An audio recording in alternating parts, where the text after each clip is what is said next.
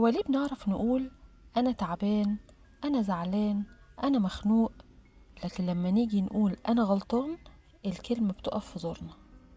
احنا ساعات مش بندافع عن نفسنا، احنا بندافع عن صورتنا قدام نفسنا.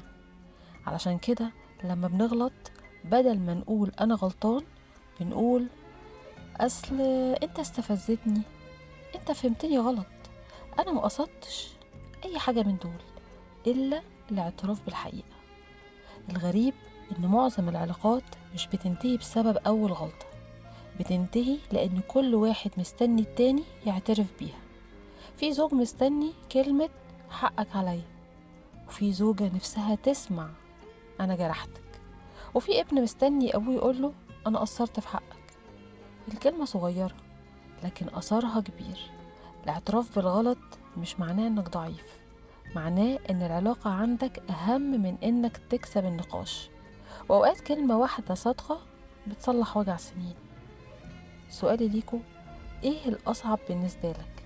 إنك تقول أنا غلط، ولا إنك تعيش وإنت عارف إن كلمة واحدة كانت ممكن تنقذ علاقة؟